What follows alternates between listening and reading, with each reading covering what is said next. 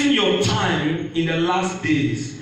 Maximizing your time in the last days. In other words, making the most of your stay in these last days here on earth count. Making the most of your time here on earth count. Praise the living Jesus. Time is one of the most precious commodity given to God, to every human being on the earth. Every one of us has 24 hours. Every one of us has 24 hours. The ability for you to use those 24 hours properly is what will determine your success in life. Ability to maximize your time, most especially these last days, is what will determine your success here on earth. Do not forget, success is also made here on earth. And God gave us this power to succeed here on earth. So it is good to be heavily focused. It is good to be heavily orientated. But always remember that God is also interested in your success here on earth. And I pray during your stay here on earth, you will not fail God. Amen. I say you will not fail God. Amen. From every indication, it is crystal clear that we are in the last days. I'm saying this categorically. From every sign, it is written on the walls of the world in black and white. From an anchor scripture where we just read, the Bible made it clear to us that this know also that we are in the last days. Perilous time shall come. He said, for men shall be lovers of their own self, covetous, boasters, proud, blasphemers, disobedient to parents, unthankful, unholy, without natural affection, truth breakers, false accusers, fears, despisers of those that are good, just to take it short.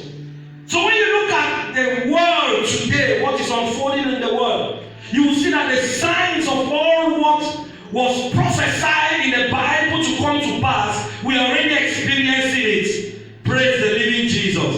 Matthew chapter 24, verse 1 to 55 is gradually coming to pass.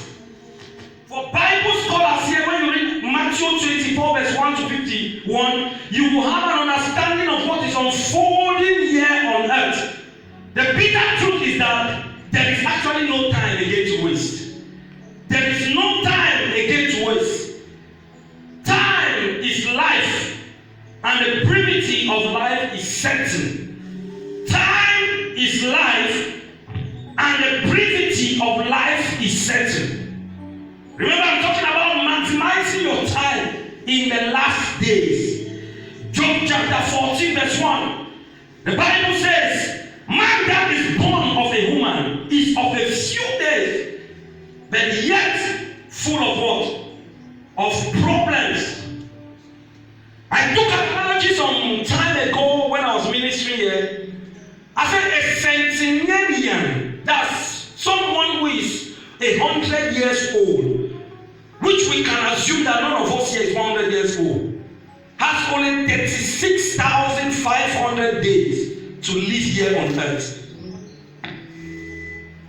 You can see that the generation we are going through, or we are passing, or we are part and parcel of, is a generation that it will take God for a man to make those 36,500 days here on earth. According to scripture, in Psalms 90, verse 10, the Bible says, the days of our years are 70. 70. A score is 20.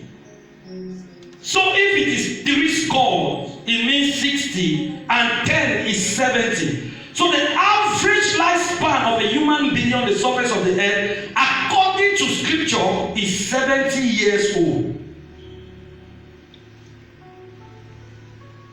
And if you are 40 years, you have spent 14,600 days on the surface of the earth.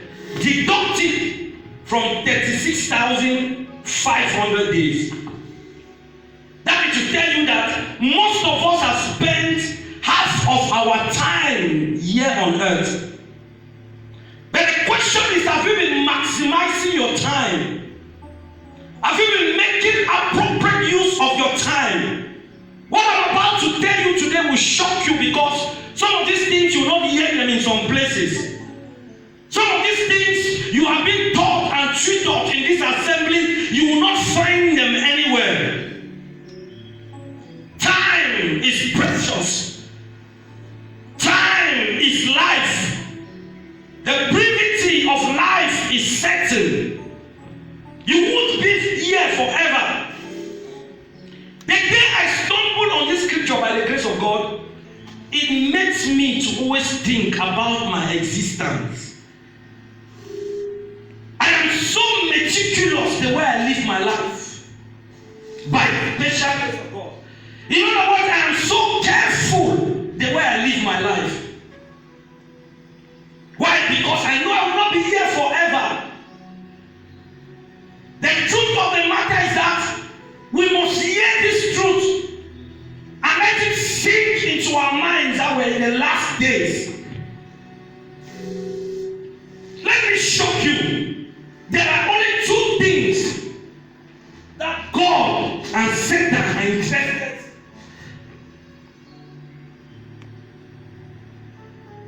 Those two things, God and Satan and the devil are interested, is your time and your soul. That's why the most difficult thing on the surface of the earth is to manage your time. This is my place.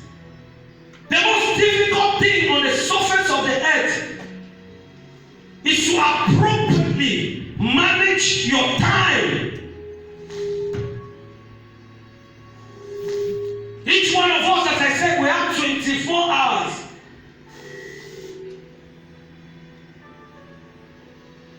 But making the most of your time is what will count here on earth. The devil is after your soul. The devil is after your time. God, in the other way around too, is after these things. Let me expatiate a little bit further. The difference between you and a poor man is just a matter of time management.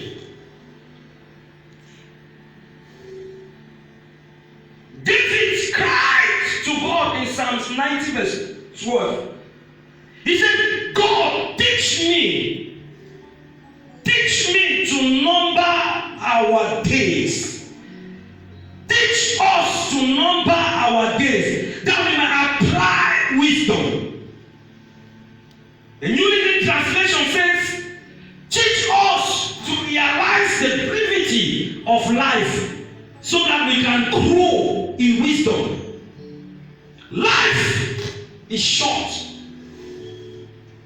Death is sure.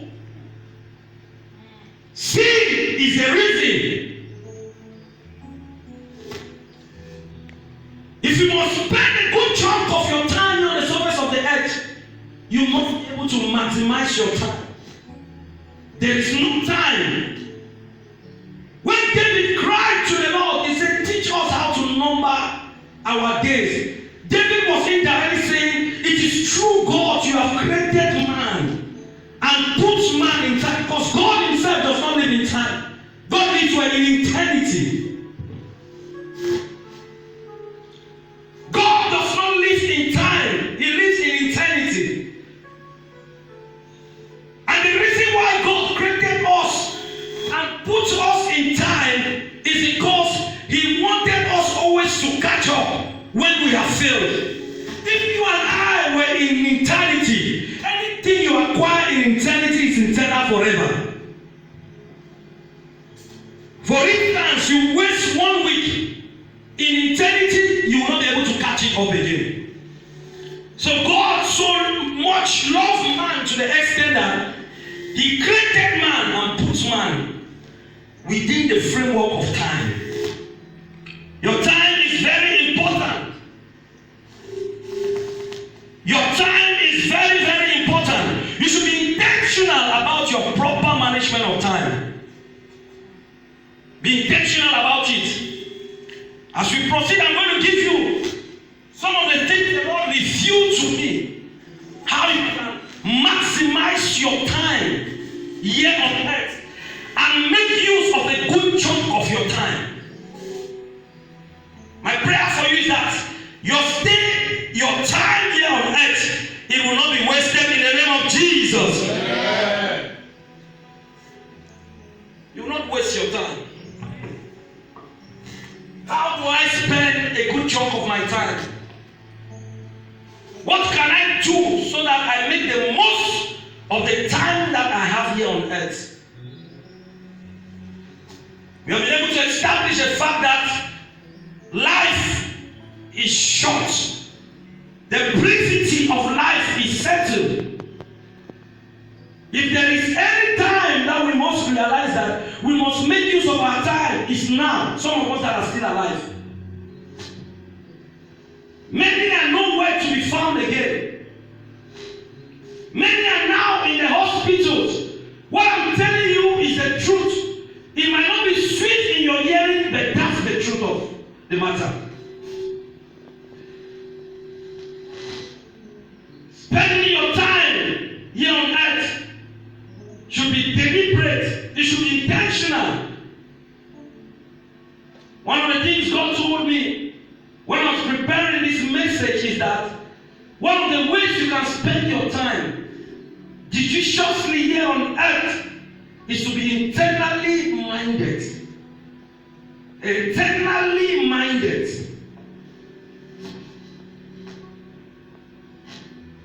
To be internally minded simply means to be heavily focused. To be heavily focused. You remember the story of Mary and Martha in the book of Luke chapter 10 verse 42. I think so precisely. This is Jesus who came into the house of Mary and Martha to pay them a visit. But Martha was busy trying to serve Jesus with food, whereas Mary sat under the feet of Jesus and was listening to what Jesus was saying. So Martha quickly rushed to Jesus and said, "But I'm busy trying to make what you will eat. Why is Martha not joining me to serve food to give you?" Jesus said something to Martha that caught my attention. He said, candidly speaking, he said, Mary has chosen the good path. Praise the living Jesus. When your mind is set on eternal things, nothing can be taken from you. That's why Jesus laid emphasis. He said, she has chosen the right thing and nothing can be taken away from her. My prayer for you is that you will not misuse your time here on earth in the name of Jesus. Amen. Your time here on earth shall not be wasted in the name of Jesus. Amen. And every power, strategy of the enemy assigned to waste your time, Jesus will waste them in the name of Jesus. Amen. 2 Corinthians chapter 4 verse 18 says, while we look not at the things which are seen, but at the things which are not seen. For the things which are seen are temporal, but the things which are not seen are eternal. Things which are not seen. Sometimes in the journey of life, the things we see are temporal. Including what we are passing through now is transitional. It will one day come to pass. the books and history of humanity. And one day it will be a story. That's why you must not set your gaze and your focus on some of those things that are happening around you. They are just happening. God can be making these things to come to pass in our lives in order to bring out something, because life is made up of seasons. And every season of life, God expects you to learn something. In other words, God is teaching you a lesson. And those lessons you draw from those things are building blocks for your next level. I pray by the power in the name of Jesus, your time here on earth will not be wasted in the name of Jesus. Yeah. You don't look at the things you see. When you are internally minded, you are not moved by happenings around you. Rather, you focus on the one who orchestrates happenings. When you are internally minded, you are not moved by what is happening around you. Men who are internally minded have the ability to interpret the seasons and times of life. 1 Chronicles chapter 12, verse 32, he said, the sons of Issachar, they understood the times and the seasons of life. Will you allow this season of your life to pass without interpreting what God is saying to you? Will you watch this season of your life to pass without knowing the lessons that God is bringing out of it? When you're internally minded, God brings upon you ability to maximize your stay here on earth. Those who are internally minded are not limited by circumstances of the earth. Rather, God gives them power to override those circumstances. I prophesy by the power in the name of Jesus, because you are internally minded, this pandemic will not swallow you in the name of Jesus. Yeah. God will give you power. God will give you grace. Amen. To override it in the name of Jesus. Amen. If you must spend a good chunk of your time here on earth, not everyone and not everything is permitted to fit in your space. Take me serious. We have been able to establish the fact that life is too brief. The first point we mentioned was you must be internally minded. That is the platform for everything. So if you must spend a good chunk of your time on earth, not everything, not every person is allowed to fit in your space. The Bible mentions some things here, like lovers of themselves, covetousness, proud, blasphemers, disobedience. These are things that you must not cohabit with you.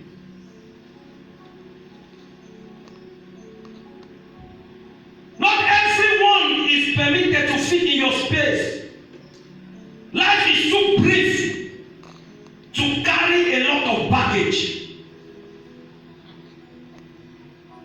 That's why David cried in that Psalms. He said, teach us how to number our days.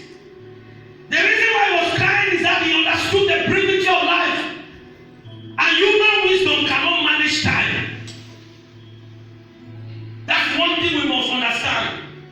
You need the wisdom of the Creator to be breathed upon you for you to manage your time. That's why when you go about your daily activities, you have drawn a program for the day. Then immediately you step out, you are bombarded with calls left and right. Stops come your way. Because they know. And the devil is aware that if I can just seize a good chunk of his time, I have won his life. Anybody who chops your time, chops your life.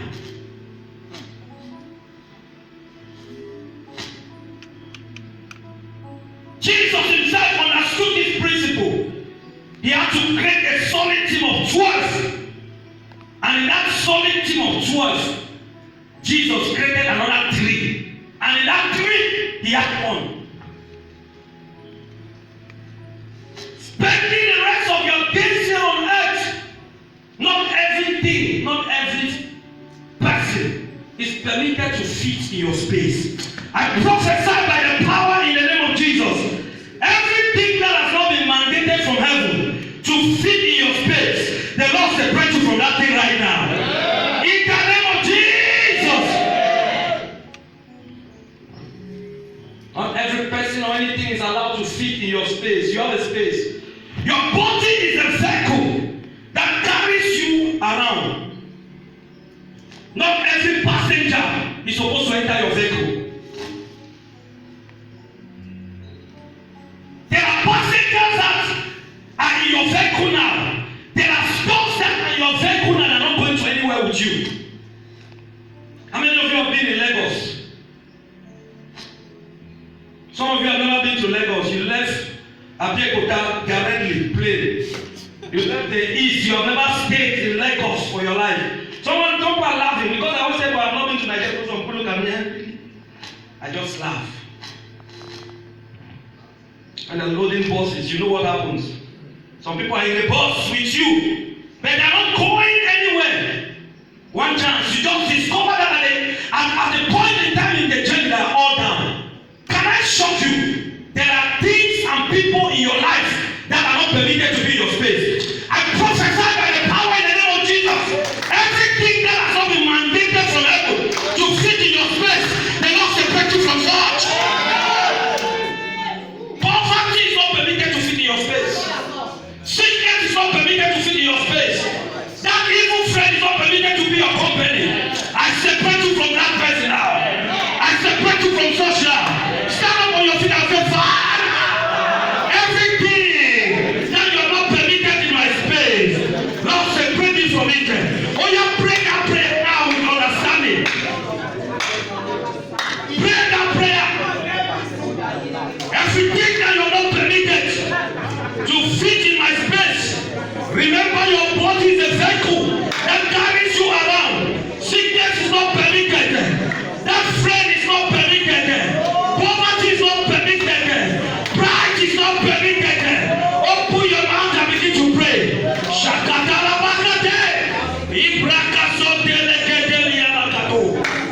Thank you, Father. Jesus' mighty name we pray. Put your hands together with Jesus and sit down. Not everything.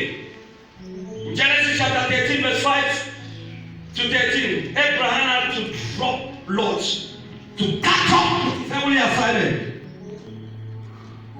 Must use a good chunk of your time. There are some things in your life: adultery, fornication, lies telling, discouragers, warmongers, poverty, witchcraft. These things are not permitted to stay with you. God gave you a space, and once your body is not healthy, your brain cannot function well. I prophesy by the power in the name of Jesus. Whosoever is not permitted to be in your space, the Lord separate you from such. Yeah. One point in time, Abraham was carrying Lot everywhere, and God told him, "Man, you can't get to where I want you to go. You must separate yourself." And Abraham started looking. He said, "It's true. How do I separate myself? There are things that you are doing now. There are things that we are doing now.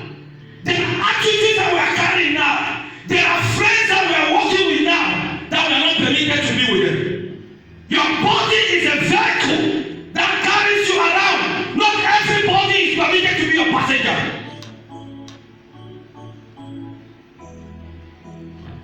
Took an analogy. Not every passenger is going to your direction. Some of you are carrying some things that is weighing you down, and you want to make a change.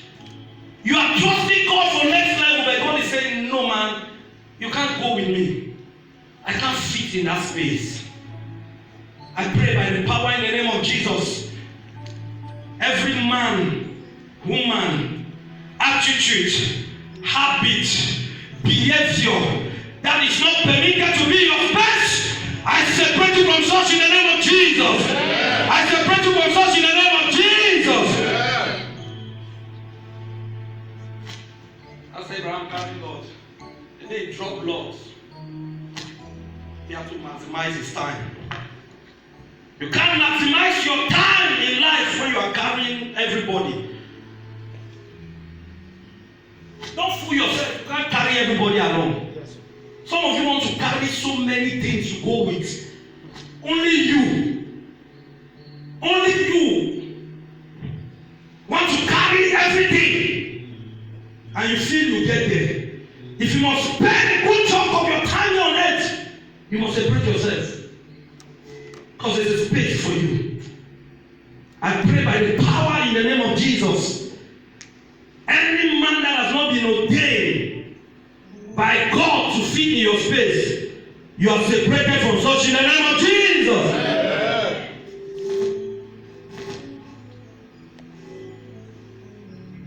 Because of our time.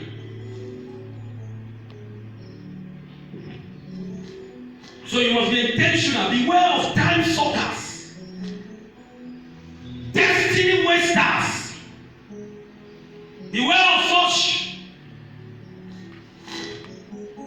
Over the years, you have been doing the same thing over and over, and you see, you repeat the same mistakes over the year. That God wants to use you.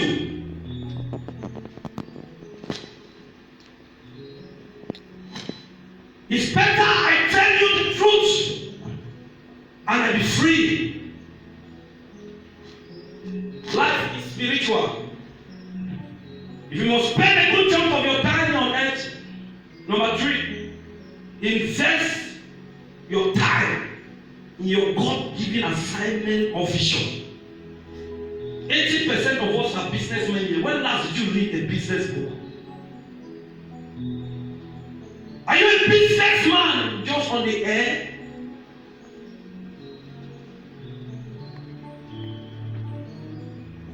You are aspiring to be a businessman.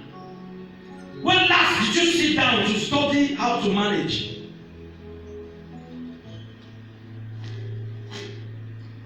Vision is a primary force that governs life and gives life a meaning. A man without a vision is tantamount to death.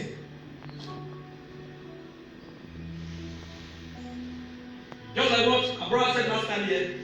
Spanica said, you want to do business.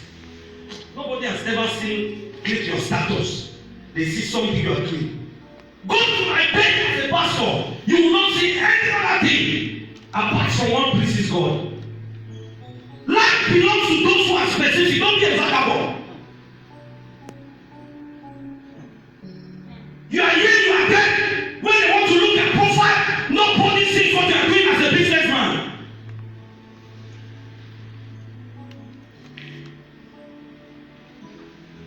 Define your vision. You don't see my page, I'm talking politics, I'm talking business. Why? The pastor for crying out loud. And I stay there because no matter how the vision tarries, it shall come to pass. So when you don't have a vision in your life, you are tantamount to death. Proverbs 29, verse 18 says, when there is no vision, the people perish. Don't live your life like a vagabond. A vagabond is someone who has no destination.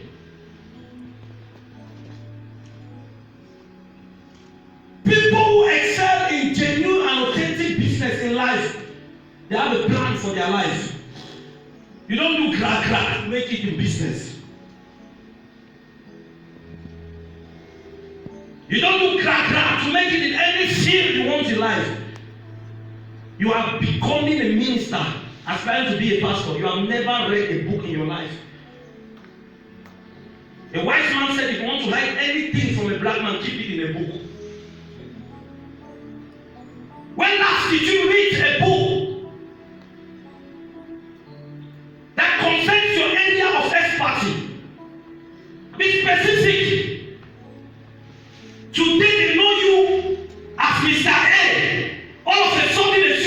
Mr. B. Tomorrow it's you, Mr. C. Where are you? Know what you want for your life, so that you are not carried along by everybody. Know your vision, define it. Life is too short to be everywhere at the same time.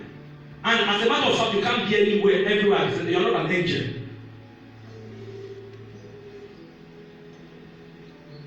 Be intentional about what you want to do in life. People who flourish and people who make a mark in life know what they want. Decide this post-COVID era, because I'm here to charge us. Say, I will not do things again this way. The world will never be the same again. Take it or you leave it. Things have changed, and things will not change for the worse. Just imagine you when you were born in 1980 and are still using typewriting machine now. Life is evolving. But the core values of God, you must keep them. Don't destroy the ancient landmarks. And it is possible to live with them. Technology is a tool that has enhanced the life of a lot of people. Just imagine today, you can walk with your Bible everywhere. It's not cumbersome. It's specific. Invest your time in your God-given assignment. That's your vision. Let people know you for one thing and stick to it. Don't be here, tomorrow you are there, tomorrow they laugh at you. When we are talking about people, we are not talking that diversification is bad. You can be a pastor, businessman, you are doing it. But your primary core assignment, people must know it. When people look at you, what do they define you? If you just call my name somewhere, what can people tell you about me? Define your vision, not be there and there. Know where you are in life and stay there, stick to it. Nothing good comes easy. It's a matter of time. You will get there. And I see you getting there in the name of Jesus. Yeah. Number 4. There are so many of them, and I'll take it. You must avoid worldly distraction. This one is just like the first one. We live in a culture and a time where we are constantly bombarded by stuff. Billboards out there will tell you, eat me. See my book, see hamburgers. See this good dress. Constantly bombarded. 1 John 2:15-17 gives us insight that we should not set our mind on these worldly things. Matthew chapter 6, verse 19-20 says that we should not keep our treasures here on earth. So you must avoid worldly distraction. Set your mind on things that are eternal. Number 5, be resourceful and creative.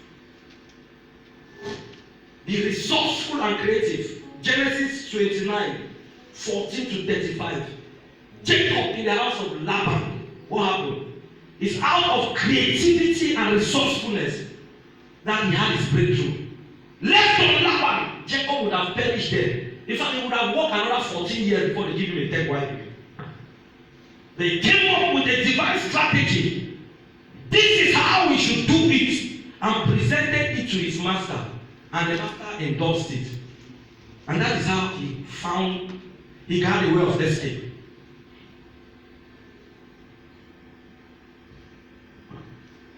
Psalms 82, verse 6.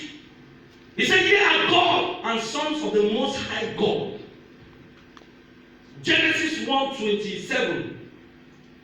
God created man in his own image. What am I trying to say? You carry the DNA of God. These are some of the ways you can maximize your stay here on earth. Let nobody talk you down. You have what it takes to create your own. Be resourceful. Think of new strategies. Break new grounds. Don't get stuck in the old.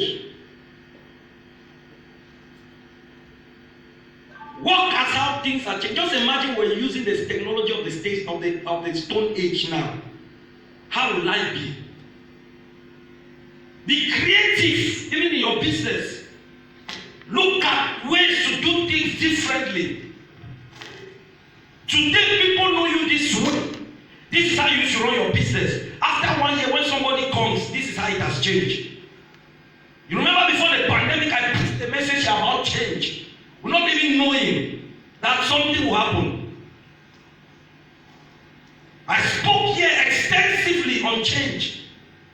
That there are certain factors in our life that whether we like it or not, they will change. Change is something no one can stop. And we're in a season of change. And my prayer is that this change will not blow you like the wind. Yeah. I say it will not blow you like the wind. Yeah. Number 6. As I begin to round up, you must be a student of the Bible.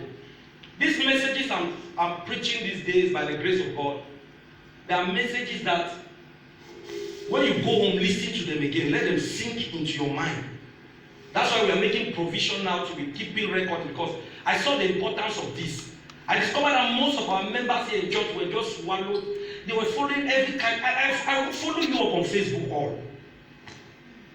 Some people even follow some people that you don't know their head, their tail, you don't know their spiritual foundation, you don't know how they started. But because you saw it, not everything trending is good. Don't be stuck in or be a Bible student. Number 6. The Bible is an inexhaustible fountain of all truth. Read it on a daily basis and believe what it says. Because your approval and your endorsement in life will be determined by the scripture you know. 2 Timothy chapter 2 verse 15 says, study to show yourself approved unto God, a workman that needed not to be ashamed, but rightly doing what? Distributing or dividing the word of truth. The existence of the Bible is a great blessing which humanity has ever experienced. It's full of treasures. The Bible is a book that is full of treasures. Make it your book. If you have no other book, because every other book is written on the foundation of the Bible. Take time to read your Bible. Take time to study the Word of God. When you study the Word of God, you cannot be moved by certain things that are happening. Because God is your source. You can't have many sources. God is the only correct and reliable source. Number 7, which is the last one before we stand up to pray, is you have to be a giver. You must make a good chunk of your time. I would quote this quote from Winston Churchill. He said, you earn a living by what you make. You earn a living by what you make. You earn a life by what you give. Giving is spiritual.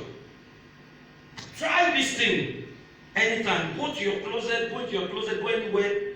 Just get something that you don't use and give it to somebody. See the joy that you're having. So the moment you give out anything, you're making a life to yourself. You're not earning a living. Because no matter how we chase the money, we will never be satisfied. True fulfillment in life only comes when you give. That's why even the people of the world have discovered it.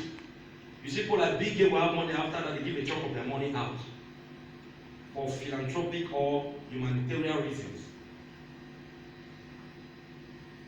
When you give, you earn life.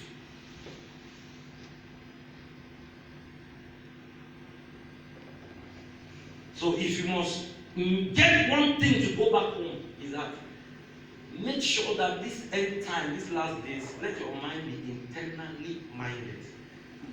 Let's rise to our feet as we bring the service to a close.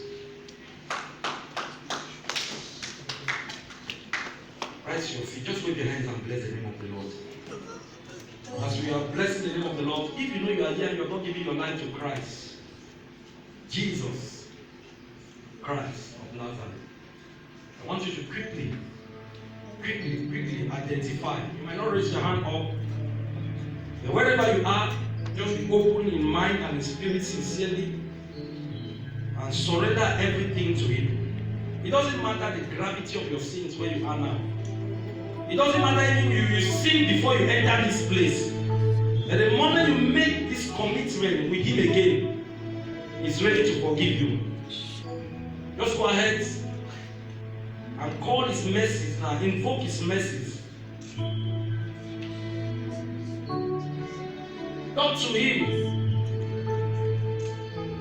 Some of us left nasty places before coming here. We did horrible things before coming here. But here He said, let us come unto the Lord. Let us come boldly unto the throne of grace to obtain mercy. Speak to the Almighty God now. Lord, have mercy upon me. Have mercy upon me. You have heard the message of today. It's not a message of amen, amen, amen. It's not a message where I will come and tell you to be shouting amen, because I know that this is a message that will have to make you think about your stay here on earth. Have you been spending your time here on earth? Talk to the Almighty God now. God is interested in your soul. God is interested in your time. If you have been using your time wrongly in other things which are not eternal, talk to Him now. Lord, help me to reconnect back. Thank you, Father. In Jesus' most precious name, we have prayed. Father, we say thank you. Holy Spirit, we bless your name. Daddy, we appreciate you. Thank you for the teaching of today. Thank you for opening our eyes to the areas that we need to spend our time. Lord, blessed be your holy name in Jesus' name. Lord, we thank you. Even as we continue the service, you continue with us. In the mighty name of Jesus. Thank you, eternal rock of ages. In Jesus' mighty name, we have prayed. Amen.